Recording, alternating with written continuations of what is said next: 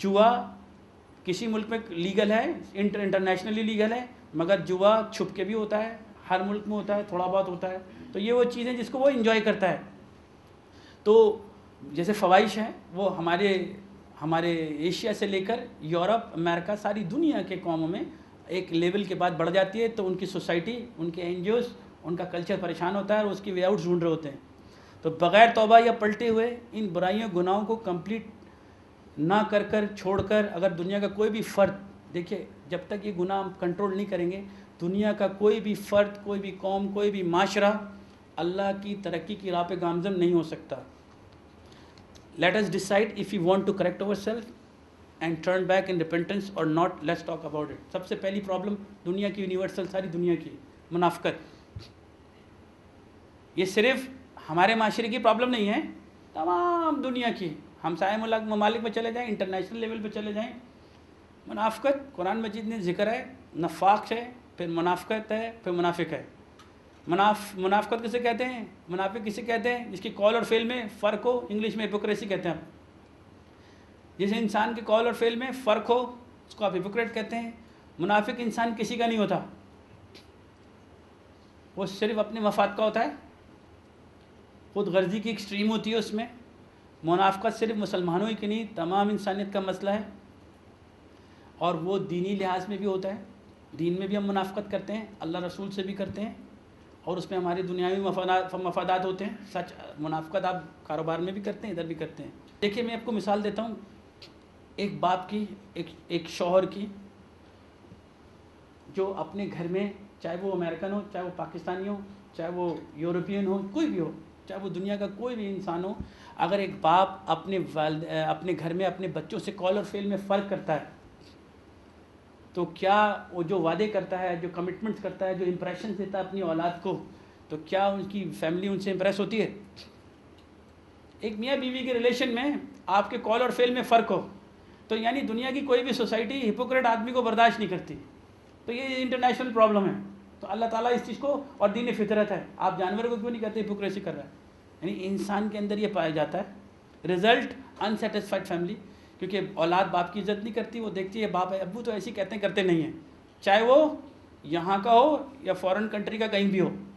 आप बिजनेसमैन को ले लीजिए, आप वॉल स्ट्रीट पे बिज़नेस कर रहे हो, आप इंग्लैंड के किसी शहर में बिज़नेस कर रहे हो, अगर आप किसी पार्टी से कमिटमेंट करते हैं या पाकिस्तान में किसी से कमिटमेंट करते हैं आप, और आपका चेक बाउंस होता है हर दूसरी दफ़ा, आपके वहाँ पार्टियाँ चक्कर लगाती रहती हैं, तो नोबडी लाइक यू, वो माशरा भी आपको पसंद नहीं करता है। आप दोस्तों के दरमियान इधर की बात उधर करते हैं, उधर की बात इधर करते हैं, मुनाफ़क़त करते हैं अपने मफाद की खातिर, तो ना आपको सोसाइटी पसंद करती है, ना यूरोपियन करती है, ना ईस्टर्न करती है। तो दीन में तो आप खुद ही सोच लें हमें और आप क्या कर रहे हैं। तो इसीलिए ये यूनिवर्सल प्रॉब्लम है। अब कुरान मजीद की देखिए एक आयत है कि कुरान मजीद में अल्लाह ताला कहते हैं, सूरह सफ़ है 61 की 2 और 3, लिमा तक़ूलून मा ला तफ़अलून, ऐ वो लोगों जो ईमान लाए हो, तुम ऐसी बात क्यों कहते हो जो करते नहीं हो।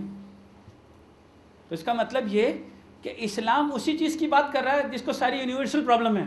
तो अल्लाह ताला कहते हैं, या अय्युहल्लज़ीना आमनू लिमा तक़ूलून मा ला तफ़अलून, ऐसी बात क्यों कहते हो जो करते नहीं, जिसमें तौबा भी शामिल है। आप रोज़ तौबा तौबा तौबा तौबा करते हो, करते नहीं हो। कबुरा मक़तन इंदल्लाहि अन तक़ूलू मा ला तफ़अलून, अल्लाह के नज़दीक निहायत नापसंदीदा लोग वो हैं जो मुँह से कहते हैं और करते नहीं हैं। तो इट्स मीन हमें तो अल्लाह ताला बयान कर रहे हैं कि ऐसी बात मुँह से कहो ही नहीं जो करते नहीं हो। तो ये यूनिवर्सल प्रॉब्लम सॉल्व हो रही है। ईमान वाले को तो ऐसा करना ही नहीं चाहिए। इसलिए हमारी तौबा, अगर हमने मुंह से बोली और वो अमल दोबारा कर रहे हैं, तो इस आयत के गुनहगार हो। हम ऐसी बात क्यों कहते हैं जो करते नहीं हैं। तो क्या ख्याल है आपका? ऐसी चीज़ करनी चाहिए, इस्लाह करनी चाहिए। एक हदीस शरीफ ज़रा सुनिए, हदीस नबवी है, 4 पहचाने हैं, खसलतें हैं पक्के मुनाफिक की। जिस अंदर इंसान के अंदर ये खसलत होगी, उसके अंदर नफ़ाक की एक खसलत होगी। इनमें से, इन 4 में से कोई भी होगी तो नफ़ाक होगा, ये कंप्लीट हो गई तो मुनाफिक है। यानी अगर पोजीशंस हैं, ये इन बिटवीन है, अगर ये चारों जमा हो गई तो वो कौन है? मुनाफिक है। उसके कॉल और फेल में फ़र्क है। वो क्या है? उसके पास जब अमानत रखी जाए तो ख़यानत करे। तो क्या ये सिर्फ हमारी प्रॉब्लम है या यूनिवर्सल प्रॉब्लम है? यूनिवर्सल प्रॉब्लम है। जब गुफ्तगू करे तो झूठ बोले। तो क्या हमारी प्रॉब्लम है? ये यूनिवर्सल प्रॉब्लम है, तमाम दुनिया की ये प्रॉब्लम है। हम झूठ भी बोलते हैं, कमिटमेंट्स में भी 19-20 करते हैं, जब वादे करे तो पूरा ना करे, जब किसी से झगड़ा करे तो बदतमीज़ वल्गर लैंग्वेज इस्तेमाल करे। ये सही बुखारी से आपको मैं हदीस बयान कर रहा हूँ। ये 4 खसलतें जिसमें इज़ ए कंप्लीट मुनाफिक, और अगर इनमें से कोई है तो ये द पोर्शन ही is getting in and is नफाक इज़ इनसाइड हिम, और ग्रो कर रहा है। तो क्या ख्याल है, हमें तौबा करनी चाहिए अपनी ड्यूटी से, या तौबा मांग लेनी चाहिए इसके बारे में? मुनाफ़कत करता रहूँ, बोलो या अल्लाह मुझे माफ़ कर दे, या गफूर रहीम मुझे माफ़ कर दे, और we have to turn back and correct our self. सही है जी। तो हमारी तमाम इबादत अल्लाह की नज़र में उस वक्त तक पसंदीदा नहीं है जब तक हम अल्लाह के अहकामात को बजा ना लाएँ। Second problem, universal level problem number 2, तफरक़ात। दुनिया में आप देखिए बहुत सारी कौमें रहती हैं, कोई गोरे काली की बुनियाद पर झगड़ा, इसको तफरक़ात कहते हैं। दुनिया में ज़बानों के नाम पर झगड़े, बरादरी के नाम पर, और तीसरी चीज़ होती है मफादात के नाम पर तफरक़ात।